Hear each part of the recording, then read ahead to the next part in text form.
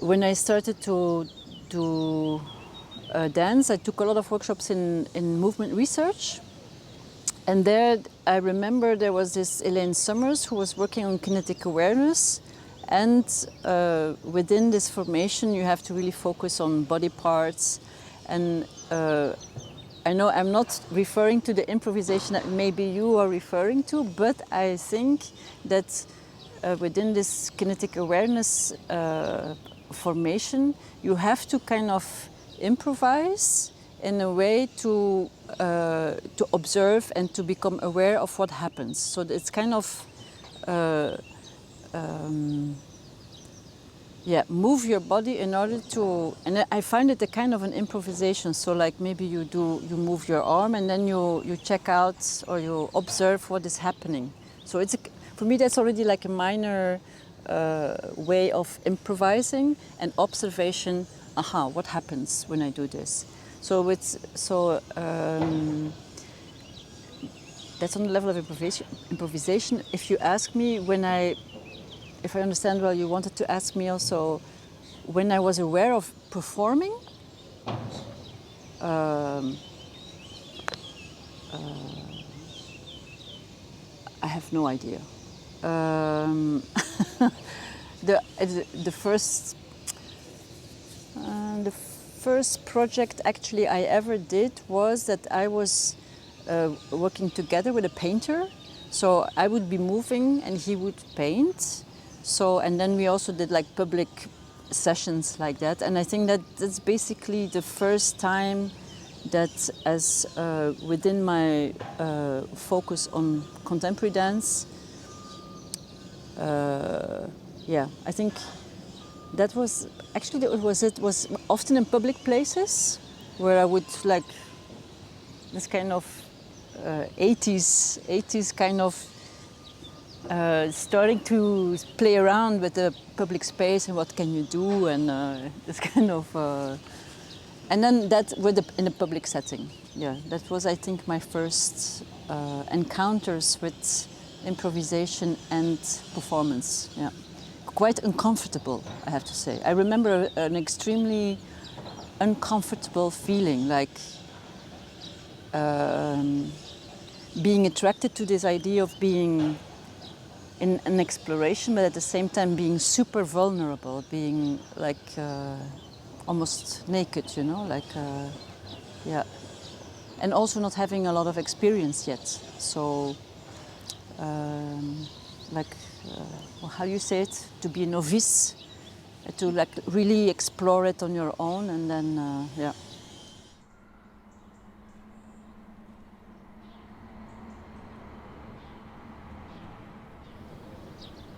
different sorts of improvisation. When I say, actually it's because you asked me now that I really reminded of it again, you know, like this time, end of the 80s, beginning of the 90s, public space, not wanting to go into the theater, having to relate to what to do, and so this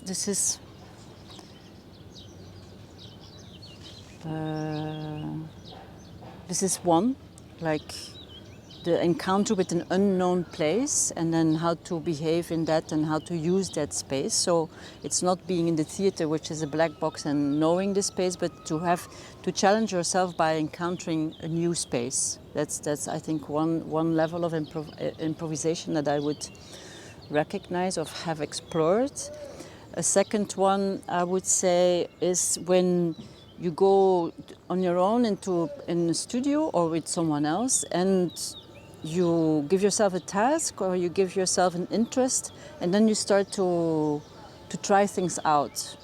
You know, like it's more like what we would call a rehearsal, but it's not a rehearsal in terms of trying things to repeat, but it's more this thing of this strategy of how to build material. So you bring ideas together, you bring maybe stuff, objects together, music together, and then with these elements you work, maybe you record it, and then you look at it, and then you think, this is interesting. So that is more, improvisation as a kind of a strategy in order to build and construct fixed material. So the improvisation is more at service in order to explore things and after to reconstruct. That's what we did a lot of also with Meg. With Meg was improvisation was really the core, let's say the core strategy of, she would give us a task or a focus, and then we would really take a lot of time in terms of,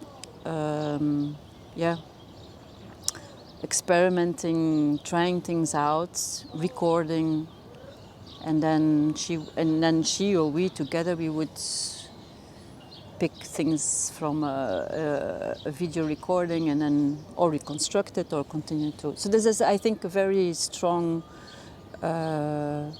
idea around improvisation that I think also I was into in the 90s, but then this I left also somehow. And then improvisation within the performance is a third one, I would say. Like for instance with the work with Xavier Leroy when we did Project, that was like a choreography in which we play 3 games at the same time.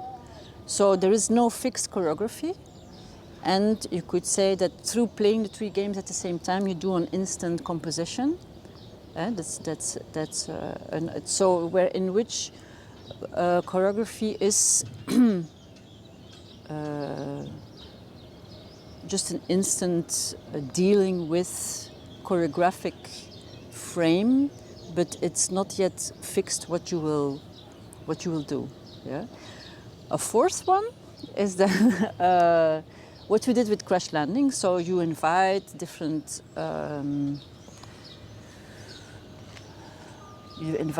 people in order to meet together, and the challenge is that different people bring different practices together of different artistic interests, be it also musicians, choreographers, photographers, scenographers, and from this encounter, let's say, this encounter of different interests and different tools that people bring in. From there, you start to develop ideas with a process that includes improvisation in trying. Somebody proposes something, someone responds. So it's like a communication. Improvisation is actually always about, I would say, communication to some degree, but this fourth is like more this kind of experimental, bringing together different media, different experience, and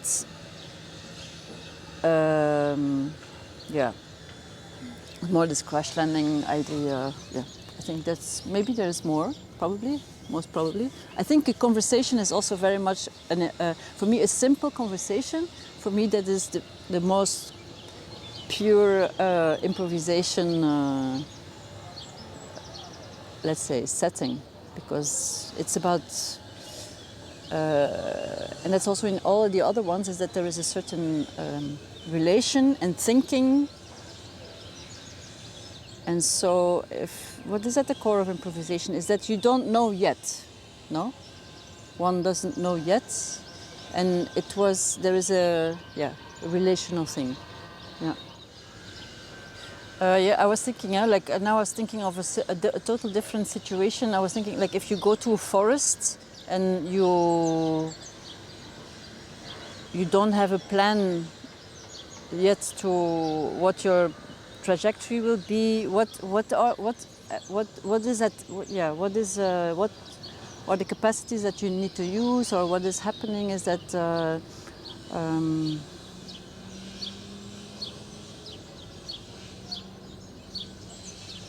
to make choices, to say I'm going to go left or right or straight or so this. What is it?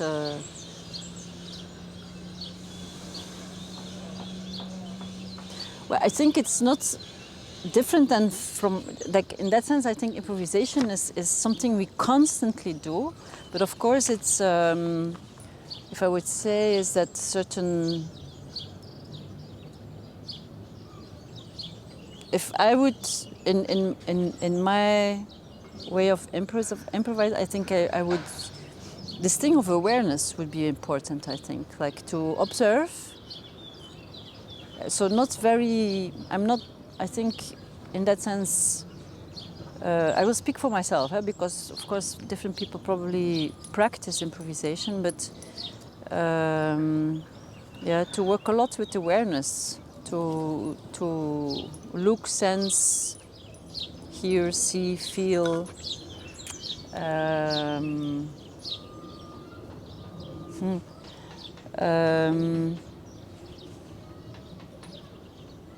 In terms of making choices, so for me, waiting is quite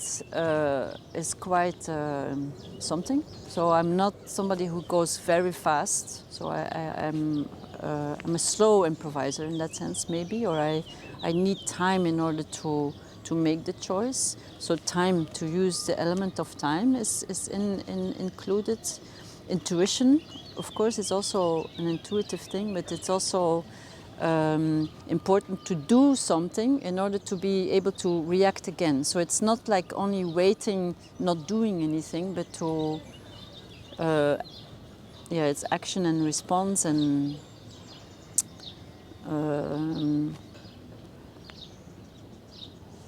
to have a very open, I think, to have a very open awareness gaze.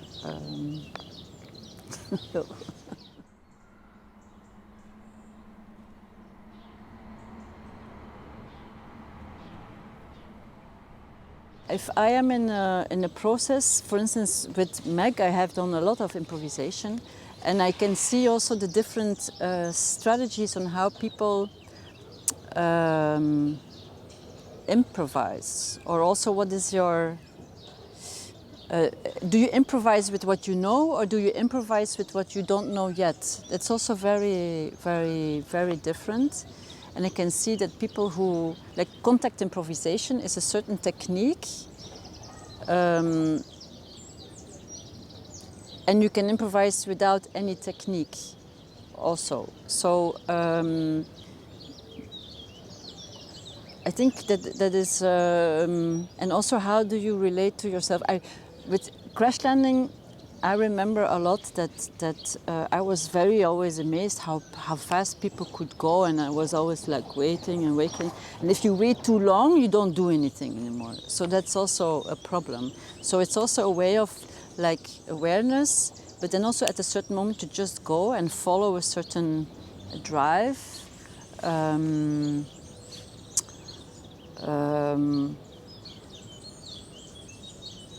But it is going very much into the unknown somehow. Otherwise, well, I don't know. Yeah. I often also have to think about cooking. You know, if you cook, but you don't know yet what is going to come out, and you just cook with leftovers, or you cook with what you have bought, or...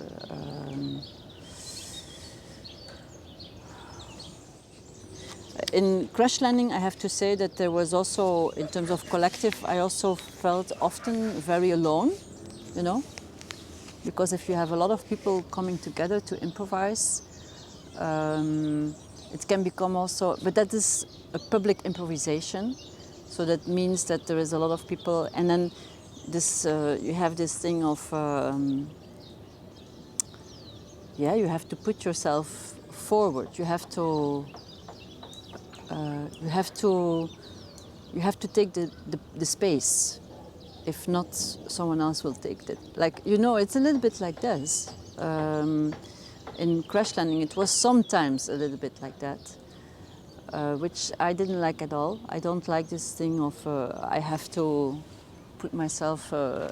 So I would rather. I'm not a musician, but I would rather be an improviser as a musician than as a performer, I would say. Because as a musician, I think if you would improvise, it's not so much about that.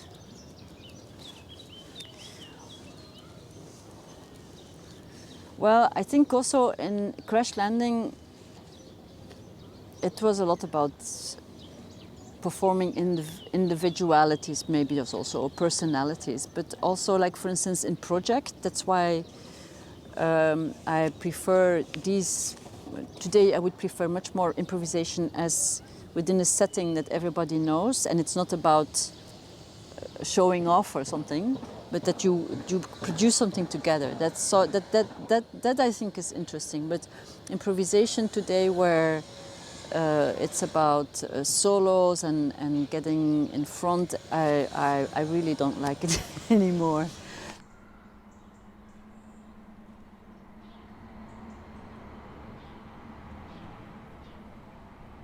Crash Landing is a project that Max Stewart, David Hernandez and myself organized in '97. So Skit was in '92 and '94, and in '97 the three of us, a little bit, not in response but in the continuation of contact improvisation, we thought how can we initiate a project that deals with improvisation but it's not based on contact improvisation. And we try to invite as many people that we would really like to meet, and that was from the music scene and the dance scene, and so this was just a project that came a lot of a big desire of bringing people together and then work together and then show it to the audience. You know, it's quite simple as that. But of course, if you bring like 15 people together, you have to a little bit to organize it and to discuss and how you operate. But so we would work together for 10 days and then we would have like 2 or 3, 4 public performances. And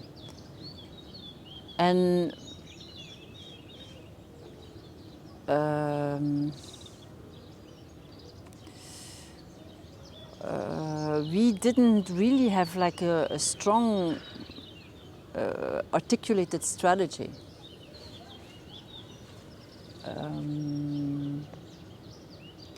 Which means there were strategies that were unconsciously, or like were maybe not unconsciously, but kind of, we didn't put in question the strategies itself, I think, into depth. And that's also, I think, although I don't know, yeah.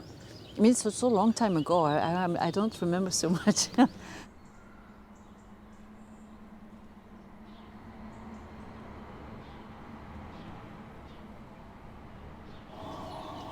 I think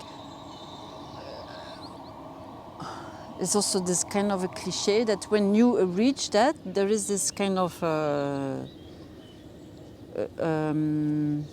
how you say, you lose this consciousness of the self or something. There's a kind of a little bit of a trance. It's a kind of it's even maybe a transition moment. It's a transition moment where this trap exactly of improvisation, of having this kind of amplifying the personal, that personal is disappearing for a common. Yeah, this is maybe though a fantastic moment. Yeah, it's like this sharing, this kind of where that maybe then also it's not you who you are doing something, but other people are doing something, but that there is a, yeah. For instance, like in terms of sports, I prefer much more the group sports than like just individual running.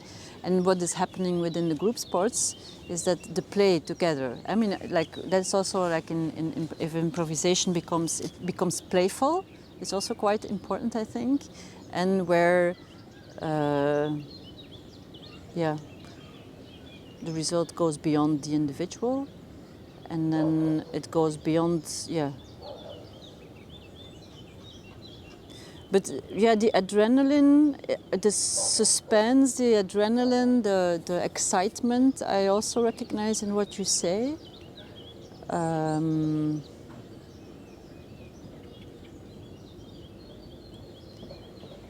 But I mean, I'm not the kind of type that would get addicted to it, I would say. somehow myself, I think I like very much like frames in which the improvisation can happen. Just these open improvisations, I think it's not my cup of tea, because there for me it becomes too much about individuals, and so I like to construct together as a group different frames in which then there is a big freedom. And then I think it's a pleasure to play within the frame to improvise within the frame of what we have already a little bit like agreed upon, and explore the possibilities within the frame, actually.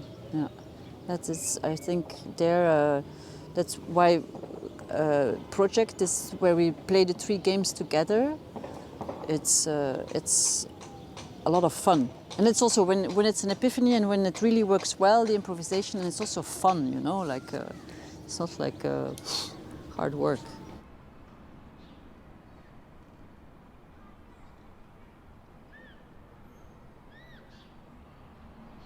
There is a form of procrastination in the tuning in, because you don't yet do, but you kind of, and there is a kind of warming up the attention, warming up the but you, in order to be where, you sometimes also have to do things. So you have to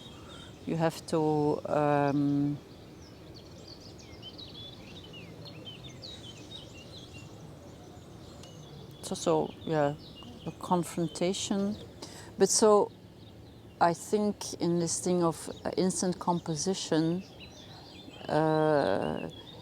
the what is, and it is of course also in the creative process, is that you have to deal with problem solving and decision taking, which is the same in improvisation, because you encounter situations in which you have to make a decision in order to continue.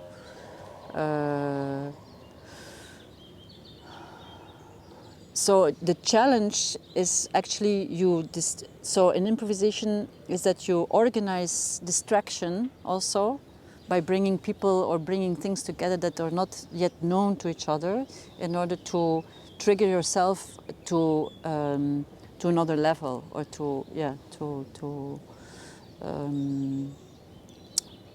a certain. But is that development? That is a certain form of development also, I would say, no?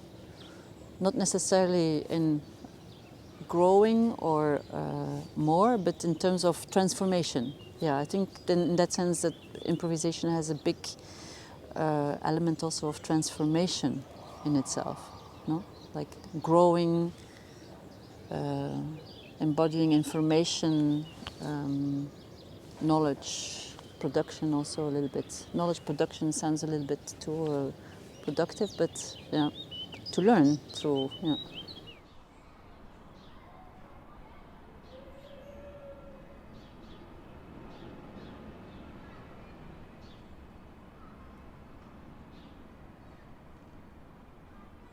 Actually, I don't remember, because I think I always did it.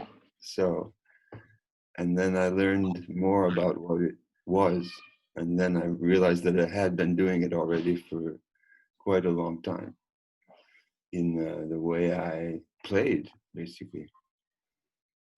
As a kid, I was always into storytelling and imagination, but I think maybe the first time really that it became a topic was when I met Harry Shepard in Paris, and we would basically, everything we did, we improvised. So I went to a class of him. He was teaching Cunningham, and I didn't like it at all. So I said, Harry, what are you doing tonight? You want to go out and go dancing? And he said, yeah. And that led into a world of going to clubs, clubbing, dancing, improvising, picking up moves from other dancers, other people. And then we would go in the daytime. At home, we would put on records and improvise for hours and hours and hours. And even in his, I started participating in his work, in his pieces, and they were kind of like task-oriented. So he would give people a thing to do, and then it was up to you to make it become something interesting. And then the second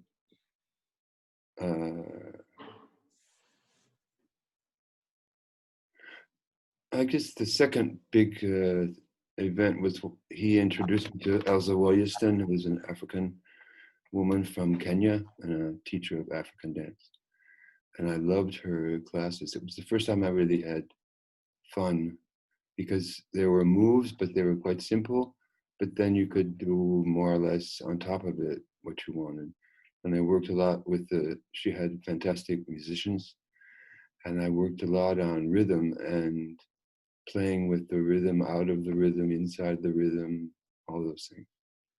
And then in 78, I met also, because of Harry, I met Steve and Lisa. And that was like the big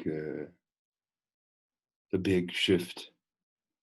Because I realized that there existed a form where you didn't have to imitate, but you just had to understand the principles and explore with other people. And that was like, that was huge. It was incredible. And I became, I started to do contact. That was like my form. It was like the thing that, it was kind of like the technique I had been waiting for, but didn't find. So then I did years and years contact improvisation. I became a teacher, and I worked with a group of people who had been in the workshop with Steve and Lisa, and we made a group called l'Atelier Contact in Paris, and started dancing and teaching several times a week together.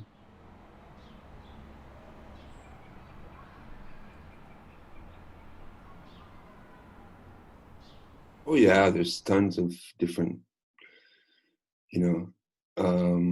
the one I'm interested in is the one where you really work on not knowing where you're coming from and where you might go to. That means that I especially in the 90s, when I kind of more or less gave up doing contact, and I was more involved with improvisers who were interested in improvisation as an act of performance, performing in improvisation. So you had to have a compositional mind, but at the same time you had to let go of it, for yourself and for the people you were working with. And that was super, super exciting. I mean, that was like, wow. That was a big transformation in how I looked at improvisation. And I really, even till today, like recently I've been working with Meg Stewart a lot, and we have this agreement, I think, that you can prepare things, you can prepare costumes, you can prepare light, you can prepare the space, you can prepare images, you can all that, but the moment that it begins, you have to go for it, and not even if you use something that you've prepared ahead of time, it's more like you run into it and then you take it, but you don't structure it or make it happen from an intellectual viewpoint.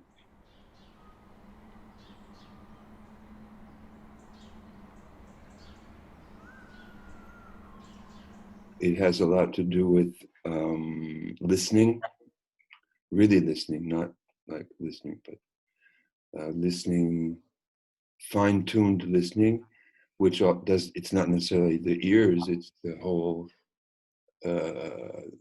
all of the systems of the body are aware and attentive to the possibilities that might appear.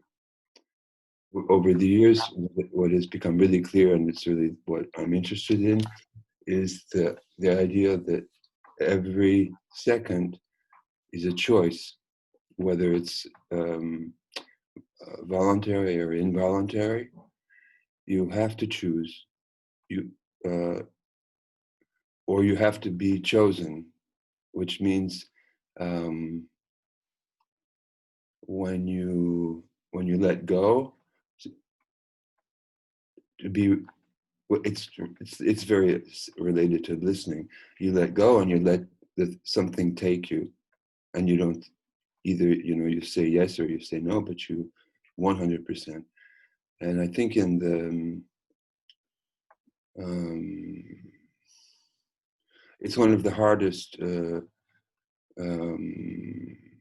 it's one of the hardest things to understand, and one of the hardest things to understand and to embrace, because you're always, there's so many things going on that are telling you what you could do or what you couldn't do, or what you should do or what you shouldn't do, based on tons of information. Some of it is a question of taste, and some of it is a question of a block maybe you have that you can't deal with some things, so you don't ever do them. But can you get to the space where you can let yourself do even the things you don't like, or even the things you and there's a big jump then to the collective, which is how to interact with people who are faced with the same dilemma of choosing or not choosing or being chosen, and letting the channels be open.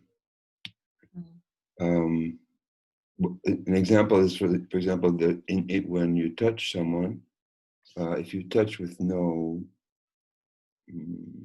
idea, no desire, you just touch, like, very physically, and then quite soon after that, you start to have ideas of what you could do with that person, and the other person has the same, and sometimes they go together, and sometimes they don't go together, and sometimes it's quite interesting and okay. The problematic of collective work is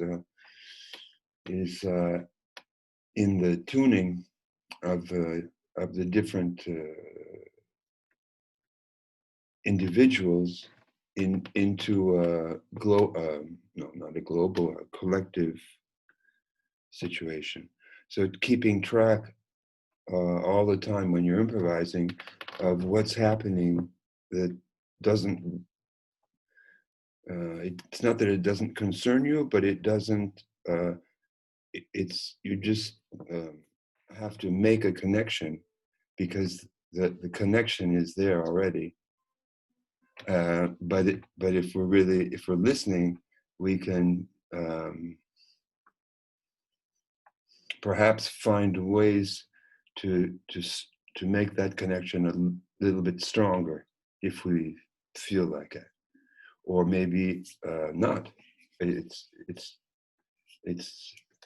so, for example, when I use the word fire a lot, when there's a fire in the space, which is the sensation of something strong, a focus that's very strong, and you can go to the fire and destroy it, or you can go to the fire and make it bigger.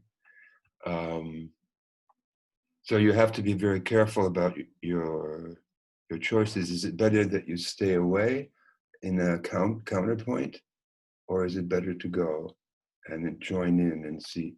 And some of the most amazing moments for me in different improvisations was when everyone was alone and everyone was in the context together, and the connection was there, and everybody knew and nobody destroyed it. No one, it just was happening, and everybody, including the audience, could see it.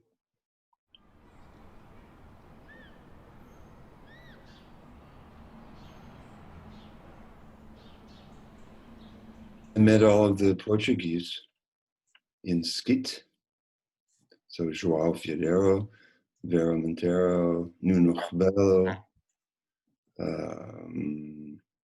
other people. Those are the three main people for me, and that was I found they were in the same questioning. Like, how do we open? How do we do unexpected things? How do we have conflict? How do we permit emotion? And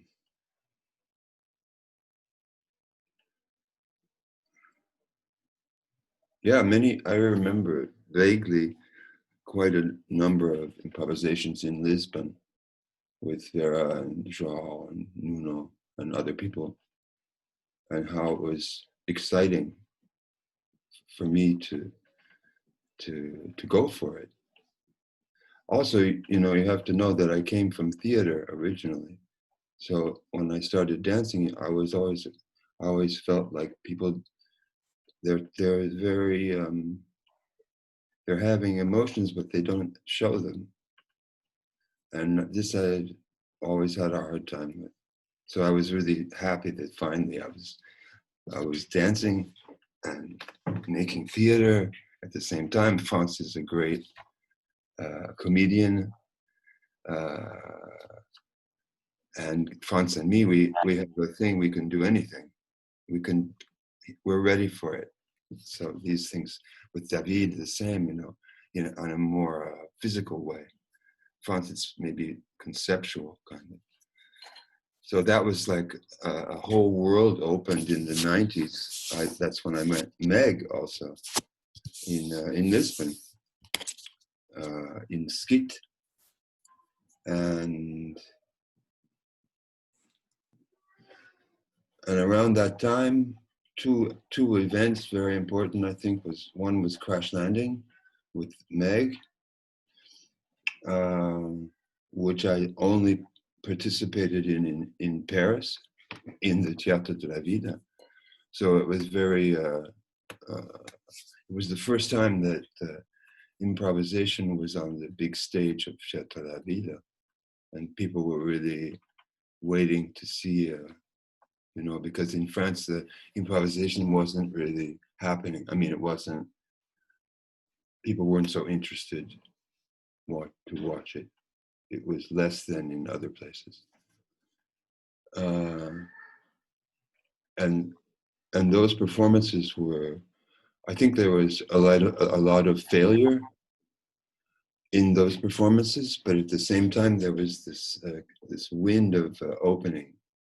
And the first night, at the end of the show, people were on stage. We invited the audience to come on stage, and Han Ro was DJing some music, and people started dancing, and the director was getting very upset because this had never happened before. You go to see the show and then you go home. And I said, no, it's okay. Nothing will, this is just great. You enjoy it. And I think what Meg was trying to do with David and Christine was like blow the top off, And because she had a situation as a choreographer to be quite well known, she had also the opportunity to perform for much bigger audiences. So it was quite a charged situation, and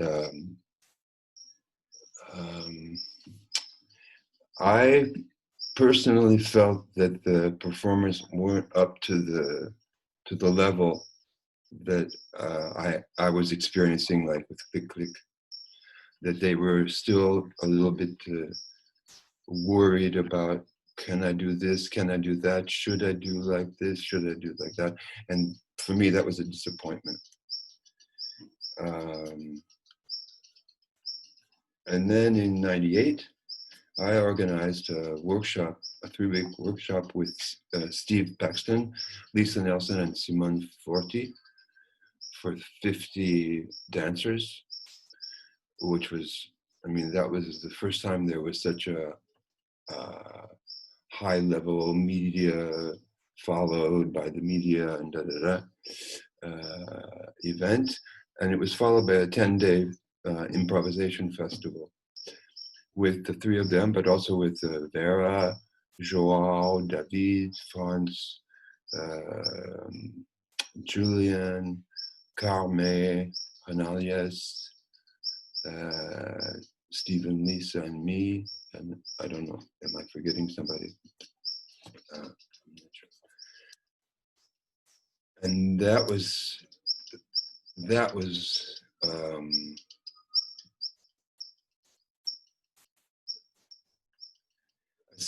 especially we did a show in the Fondation Cartier, and we made a score where every 20 minutes there was someone, Bruno, technician, would walk around and signal.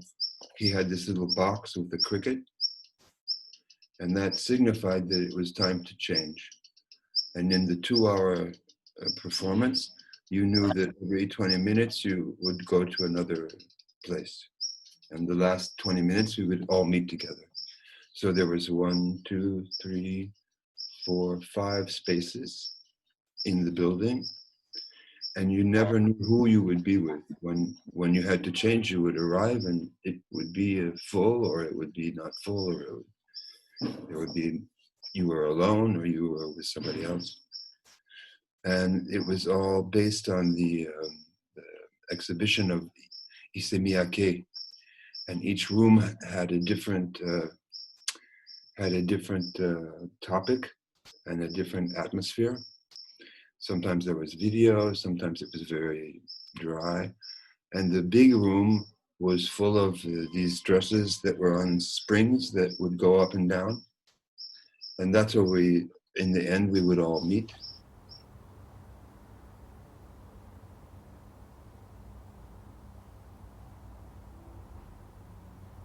Well, in my mind, improvisation is like improvising. You know, you do it and you have a good time, or you don't, or you.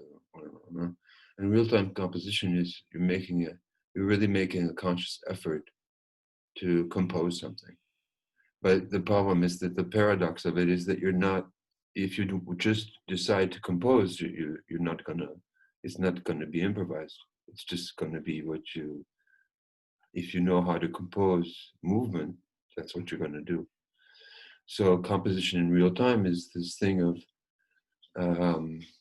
as you advance in space and time, what's behind you is your composition. And what's in front of you is what might be composed, but you don't know. And the problem is wanting to know. And the wanting to know, it makes it not so much real time anymore. It's more like preparing, or, it's a good idea to do this, or, oh yeah, okay. So you're really on the edge. Can you stay on the edge from the beginning to the end? And it's usually like this, it's very, it fluctuates a lot. And Meg is very good, and me too, I think, at not doing the thing that we expect of ourselves. So there's a kind of there's a rupture, and you have to kind of instantaneously, you have to kind of like, okay, well, and go, and not knowing at all where you're going, but it's okay because you have, we trust each other, and we enjoy it's Meg is quite a fighter, and I find that really interesting.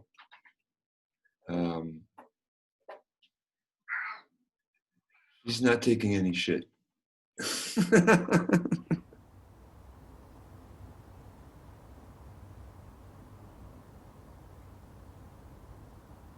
Well, I think there's like sensing or listening, which I've said before. Then there's waiting, and then there's procrastinating. And waiting is, I believe, is deadly. Waiting is when everything goes, and usually the head is going, and procrastinating can be very positive as long as you don't let it fall into the waiting mode. Procrastinating can just be like, well, I like this where I am, and I don't feel like, why should I run around and do crazy things if I feel good, or when I'm running, why should I stop if just because I think I should. So that's my idea of procrastinating. And in life, I'm quite a procrastinator, but not in a good sense. I make these lists, of what to do. And then when I finish the list, it's like, okay, put that over there. Let's do something else. So I have these piles of lists of things to do that I don't do. And I know that when if some days I wake up and I go, have to do this, take the phone, call that person, do this, send a mail, and I do it, it's like, finally, it's done.